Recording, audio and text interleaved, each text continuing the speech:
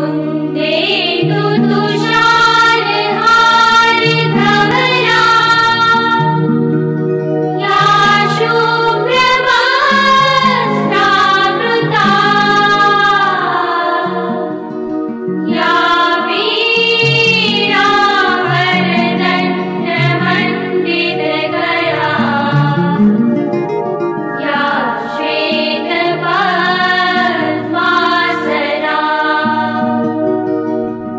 या ब्रह्माच्युतशङ्कर प्रभृतिभिः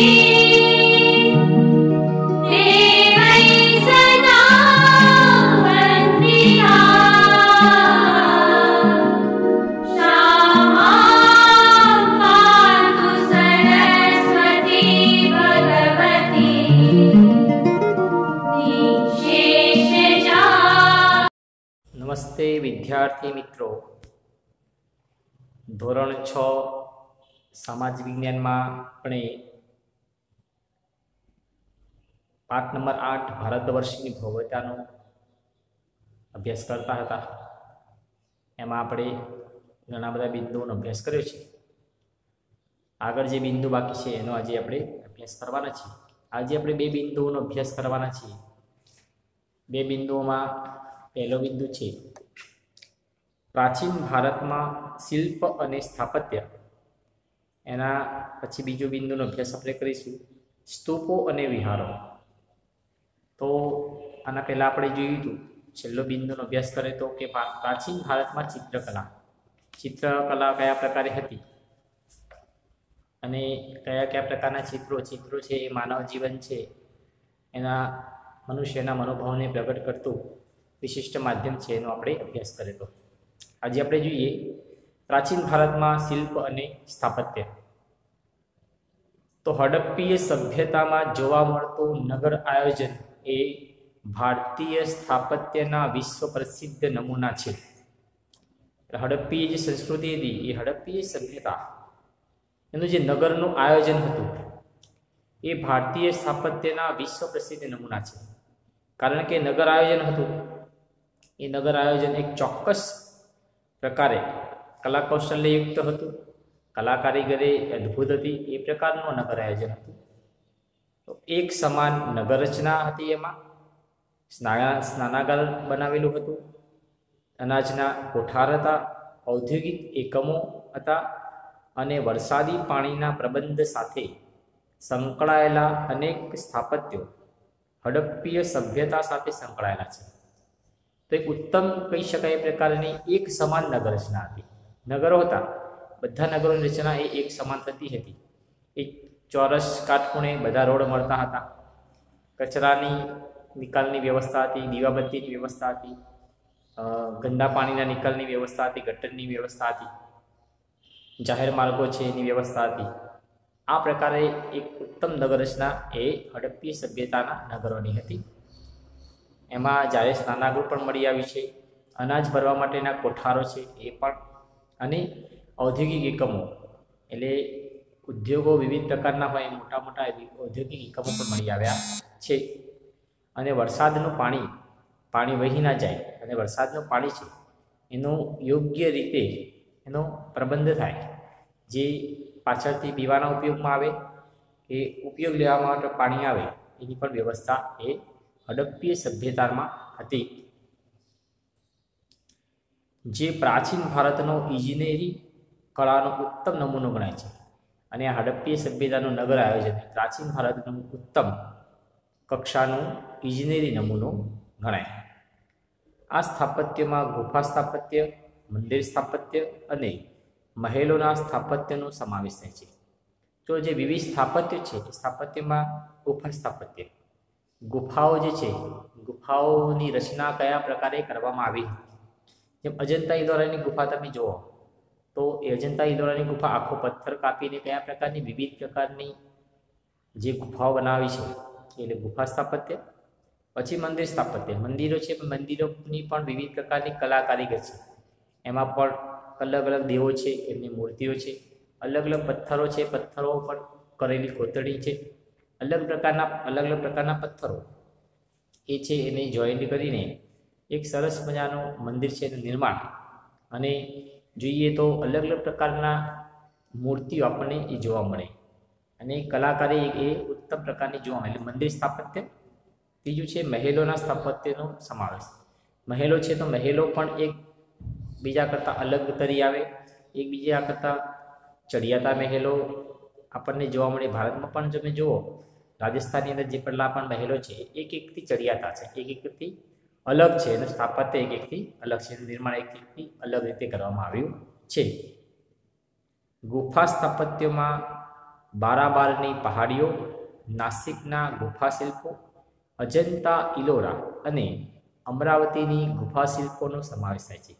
અને જે પણ ગુફા સ્થાપત્યો છે, આ ગુફા સ્થાપત્યોની અંદર એક બારાબારીની પહાડીઓ એ છે, એમાં પછી નાસિક છે, નાસિક પાસે આવેલા ગુફા શિલ્પો છે, અજંતા ઇલોરાની ગુફાઓ આપણે પ્રવાસ દરમિયાન પણ ગયેલા, સ્કૂલમાંથી ગયેલા છીએ, અને ના ગયા હોય તો પરિવાર સાથે આપણે જવાનો પ્રયત્ન કરીએ. તે એક એક ગુફા છે, એકબીજાથી ચડિયાતી ગુફાઓ છે. અમરાવતીની ગુફા શિલ્પો, આ બધાનો સમાવેશ એ ગુફા સ્થાપત્યમાં કરવામાં આવે છે.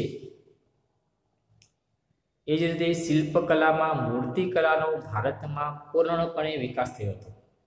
જો શિલ્પ સ્થાપત્ય કલા છે, શિલ્પકલામાં મૂર્તિકલા એનો ભારતમાં પૂર્ણપણે એટલે ખૂબ જ સુંદર વિકાસ, પૂર્ણ કલાએ ખીલેલો વિકાસ એ ભારતમાં હતો.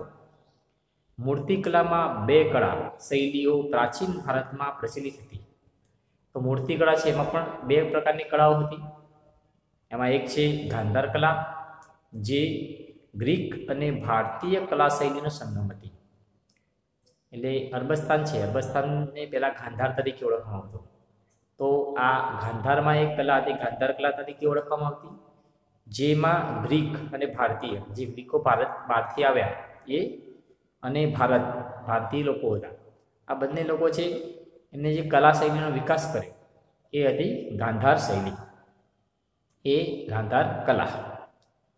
ઉત્તર પશ્ચિમ ભારતમાં અફઘાનિસ્તાનમાં આવેલા તક્ષશિલા અને ગાંધારમાં આ કલા શૈલીના અનેક નમૂના મળ્યા છે.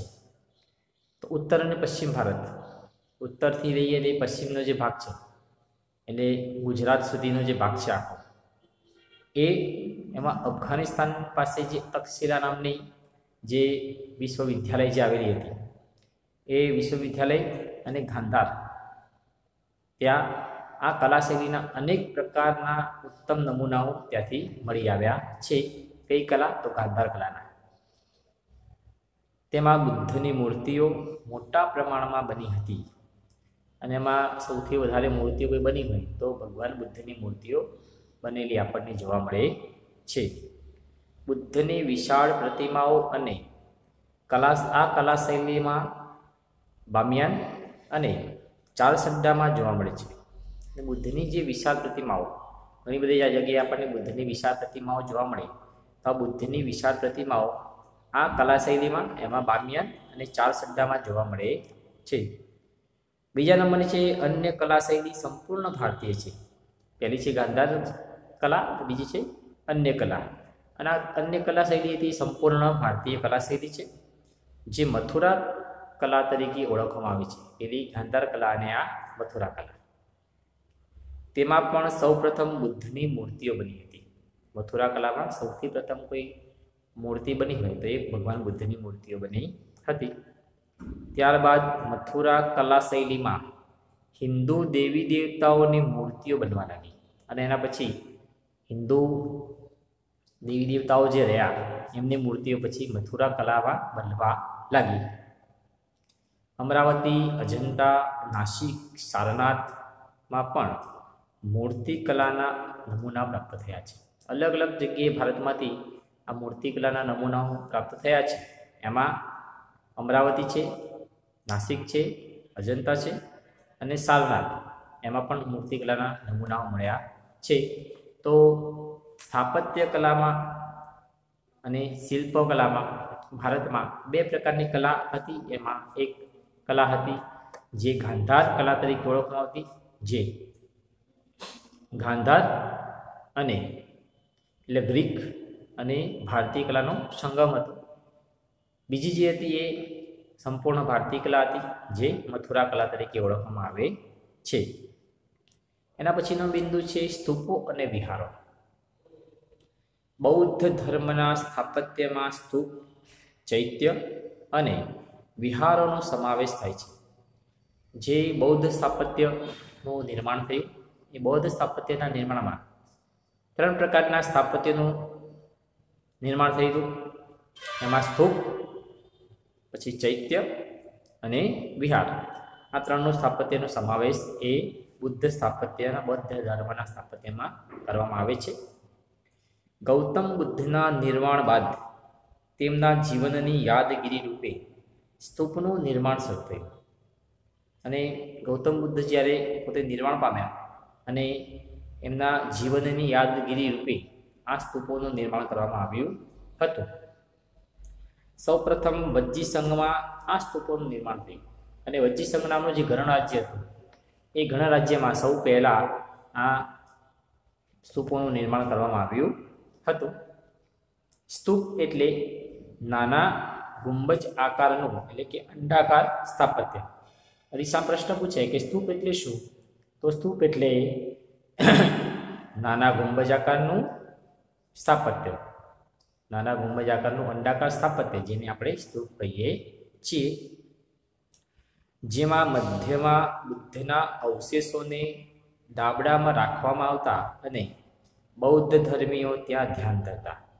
અને ભગવાન બુદ્ધ જે છે, એ ભગવાન બુદ્ધની સાથે જે સંકળાયેલા અવશેષો હતા, એમના અવશેષો છે, એક દાબડું છે, દાબડામાં રાખવામાં આવતા. અને બૌદ્ધ ધર્મના જે અનુયાયીઓ હતા અથવા બૌદ્ધ ધર્મીઓ જે છે, એ ત્યાં બેસીને ભગવાનનું ધ્યાન કરતા. પછીથી સ્તૂપો ભારતમાં મોટા પ્રમાણમાં બનવા લાગ્યા. એના પછી સ્તૂપો બનવાની શરૂઆત મોટા પ્રમાણમાં ભારતમાં થવા લાગી. જેમાં અશોકનો સાંચીનો સ્તૂપ, લુંબિનીનો સ્તૂપ, સારનાથનો સ્તૂપ ખૂબ અગત્યનો સ્તૂપ છે. એના પછી જે સ્તૂપો પ્રસિદ્ધ છે, એમાં અશોકે બનાવેલો સ્તૂપ છે, એમાં સાંચીનો સ્તૂપ આવે છે, લુંબિનીનો સ્તૂપ આવે છે, અને સારનાથનો સ્તૂપ એ ખૂબ અગત્યના છે. અશોકના સમયમાં બનાવવામાં આવેલા હતા.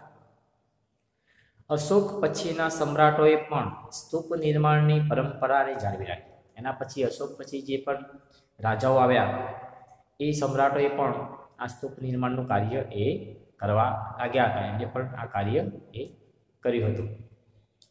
સાંચીના સ્તૂપ ફરતે કાષ્ટ નિર્માણ કરવાનું કાર્ય શૃંગ વંશના રાજાઓએ કર્યું. અને સાંચીમાં જે સ્તૂપ બનાવેલો હતો, એની આજુબાજુ, એની ફરતે કાષ્ટ નિર્માણ એટલે અલગ અલગ પ્રકારનો જે નિર્માણ થયું હોય છે, એમાં લાકડામાંથી બનાવેલું કદાચ નિર્માણ હોય, કાષ્ટકલા એ તાંબાના, કાંસાના, એ પ્રકારના જે ધાતુ છે એને લઈને બનાવવામાં આવતું એ નિર્માણ. તો આ પ્રકારે કાષ્ટકલાનું નિર્માણ આ સાંચીના સ્તૂપને ફરતે કરવામાં આવ્યું હતું. અને આ કાર્ય શૃંગ વંશના રાજાઓએ કર્યું હતું. કનિષ્કે પુરુષપુર એટલે કે પેશાબ પરના એક વિશાળ સ્તૂપ, જેને શાહજી કી ડેરી કહેવામાં આવે છે, તેનું નિર્માણ કર્યું હતું. તો પેશાવર, એટલે હાલ પાકિસ્તાનનું પેશાવર આવેલું છે, આ પેશાવરમાં કનિષ્કે ત્યાં એક વિશાળ સ્તૂપનું નિર્માણ કર્યું હતું, જેને આજે શાહજી કી ડેરીના નામેથી ઓળખવામાં આવે છે. પ્રશ્ન પૂછાય કે શાહજી કી ડેરી નામનો સ્તૂપ હતો, એનું નિર્માણ કોને કરાવ્યું હતું? તો કનિષ્ક નામના રાજાએ એનું નિર્માણ કરાવ્યું હતું. સ્તૂપની આસપાસ પ્રદક્ષિણા પથ હોય છે, એટલે જે સ્તૂપ હોય છે એની આજુબાજુ પ્રદક્ષિણા, એટલે સ્તૂપનું પ્રદક્ષિણા કરી શકાય એ પ્રકારનો રસ્તો બનાવવામાં આવે છે. જેમ આપણે મંદિરમાં જઈએ તો મંદિરની આજુબાજુ એ પ્રદક્ષિણા પથ હોય છે, તો એ સ્તૂપની આજુબાજુ પણ પ્રદક્ષિણા પથ બનાવવામાં આવતો હતો, જેનાથી એની પ્રદક્ષિણા કરી શકાય. ચૈત્યો, એના પછી બીજા નંબરનો બિંદુ છે એ ચૈત્ય છે. ચૈત્યો પણ પછીથી બૌદ્ધ કલાનું બહુ જ મોટું કેન્દ્ર બન્યા. અને બૌદ્ધ ધર્મ છે, એ બૌદ્ધ ધર્મમાં બૌદ્ધ કલા જે છે એનું બહુ મોટું કેન્દ્ર એ પાછળથી ચૈત્યો બન્યા. ચૈત્યો ગુફાની જેમ પર્વત કોતરીને બનાવવામાં આવતા. તો પર્વત હોય એ પર્વતને ગુફાની જેમ કોતરવામાં આવતો અને કોતરીને પછી એને આ પ્રકારે બનાવવામાં આવતું, એ આકાર આપવામાં આવતો, એને ચૈત્ય તરીકે ઓળખવામાં આવે છે. ચૈત્યોમાં ગુફામાં જ હારબંધ સ્તંભો, દરવાજા, વિશાળ પ્રાર્થના મંડપ વગેરે કોતરીને તેને મંદિરનો આકાર આપવામાં આવતો તથા પ્રાર્થના ગૃહ તરીકે તેનો ઉપયોગ થતો. તો ગુફા જે છે, ગુફાની જેમ એને કોતરવામાં આવતું અને એની અંદર જ સ્તંભોનું નિર્માણ કરવામાં આવતું, એની અંદર જ દરવાજા બનાવવામાં આવતા, એની અંદર જ મોટા વિશાળ પ્રાર્થના મંડપ બનાવવામાં આવતા અને એને મંદિરનો આકાર આપવામાં આવતો હતો અને ત્યાં પ્રાર્થના ગૃહ તરીકે એનો ઉપયોગ કરવામાં આવતો. તો પ્રશ્ન પૂછાય, ચૈત્ય એટલે શું? તો ચૈત્યનું નિર્માણ કેવી રીતે કરવામાં આવતું? તો ચૈત્યનું નિર્માણ એ પથ્થરને કોતરીને ગુફાનો આકાર આપવામાં આવતો, એમાં મોટા મોટા સભા મંડપો, એમાં મોટા મોટા સ્તંભો, દરવાજા, પ્રાર્થના ગૃહ, આ પ્રકારે એનો ઉપયોગ કરવામાં આવતો હતો. સ્તંભો ઉપર બારીક કોતરકામ કરવામાં આવતું અને જે સ્તંભો હતા એ સ્તંભો ઉપર ઝીણું ઝીણું એ કોતરકામ કરવામાં આવતું હતું. અમરાવતી, ભજ અને કારેલીના ચૈત્યો વિશ્વવિખ્યાત થયા છે. એમાં કયા કયા ચૈત્યો વિશ્વવિખ્યાત થયા છે? એક અમરાવતીમાં આવેલા ચૈત્યો વિશ્વવિખ્યાત થયા છે, ભજ અને કારેલી નામના ચૈત્ય એ વિશ્વવિખ્યાત થયા છે. આજે પણ દુનિયાના ઘણા બધા લોકો પ્રવાસ દરમિયાન આવે છે અને આના પર સંશોધન કરતા આપણને જોવા મળે છે. બૌદ્ધ અને જૈન સાધુઓને રહેવા માટે પર્વત કોતરીને ગુફાઓ બનાવવામાં આવતી અને તે સ્થળો વિહાર તરીકે ઓળખવામાં આવતા. તો ત્રીજું બિંદુ હતું, પહેલામાં હતું સ્તૂપ, બીજું ચૈત્ય અને ત્રીજું વિહાર. તો જેટલા પણ બૌદ્ધ સાધુઓ હતા એ સાધુઓ ક્યાં રહેતા? તો બૌદ્ધ સાધુઓને રહેવા માટે પણ કોઈ જગ્યા જોઈએ. તો એ પર્વત છે, પર્વતને કોતરીને ગુફાઓ બનાવવામાં આવતી જેને વિહાર તરીકે ઓળખવામાં આવતું અને આ બૌદ્ધ સાધુઓ ત્યાં રહીને પોતે સાધના કરતા, ભગવાનનું ધ્યાન કરતા અને પોતે ત્યાં રહેતા હતા. એટલે બૌદ્ધ સાધુઓને રહેવા માટેનું જે સ્થળ છે એને વિહાર તરીકે ઓળખવામાં આવતું.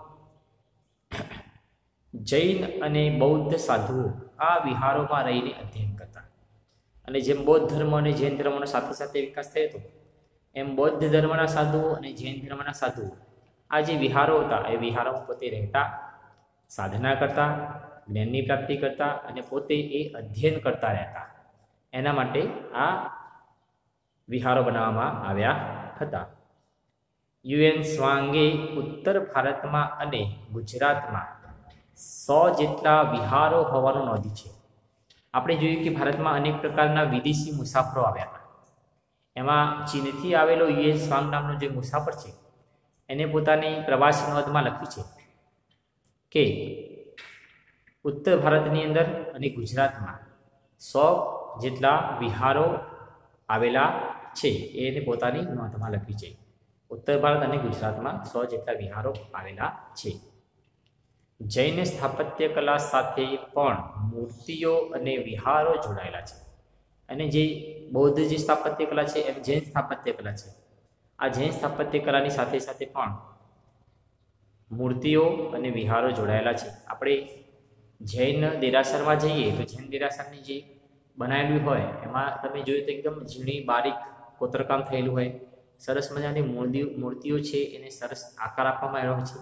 આપણે જોઈએ ને અભિભૂત થઈ ગઈએ કે કેટલા પ્રકારનું ઝીણું બારીક કામ એ કારીગરોએ કર્યું હશે. એટલે કલા કારીગરનો ઉત્તમ નમૂનાઓ એ પણ આ જૈન સ્થાપત્યમાં આપણને જોવા મળે છે. શ્રવણ બેલગોડામાં આવેલી ગોમતેશ્વરની જૈન મૂર્તિ વિશ્વવિખ્યાત છે. અને શ્રવણ બેલગોડા નામનું સ્થળ છે કર્ણાટકમાં. એ શ્રવણ બેલગોડામાં એ ગૌતમેશ્વરની મૂર્તિ આવેલી છે અને આ ગૌતમેશ્વરની જૈન મૂર્તિ એ વિશ્વવિખ્યાત એટલે વિશ્વ પ્રસિદ્ધ થયેલી છે. જૈન ધર્મના સાધુઓ અને બૌદ્ધ ભિક્ષુઓના નિવાસ માટે પહાડોમાં સંખ્યાબંધ ગુફાઓ બનાવવામાં આવી હતી. અને જૈન અને બૌદ્ધ ધર્મના જે સાધુઓ છે એ પોતે એકાંતમાં રહીને અધ્યયન કરી શકે, પોતે નિવાસ કરી શકે, અલગ અલગ જે ગ્રંથો છે એનું અધ્યયન કરી શકે, પોતે અલગ અલગ પ્રકારનું જ્ઞાન મેળવતા થાય, સાધના કરતા થાય અને જીવનમાં પ્રગતિ કરે. એના માટે પહાડો છે એ પહાડોમાં હારબંધ એ ગુફાઓનું નિર્માણ કરવામાં આવ્યું હતું. આવી ઘણી ગુફાઓ ગુજરાતમાં આવેલી છે, જેની માહિતી આપણને યુટ્યુબના માધ્યમથી પણ એ માહિતી આપણને પ્રાપ્ત થઈ શકે છે. અને આ પાઠના અંત પછી આપણે એ અલગ અલગ પ્રકારની ગુફાઓ છે એની માહિતી આપતો એક વિડીયો પણ આપણે મૂકીશું. તો આપણે આજે 2 બિંદુઓનો અભ્યાસ કર્યા. એમાં પહેલો બિંદુ હતો એ પ્રાચીન ભારતમાં શિલ્પ અને સ્થાપત્ય કલા. તો પ્રાચીન ભારતનું શિલ્પ અને સ્થાપત્ય કલા એ ઉત્તમ પ્રકારનું હતું. એનો એક નમૂનો આપણે જોઈએ તો હડપ્પી સભ્યતાનું બનેલું નગર આયોજન.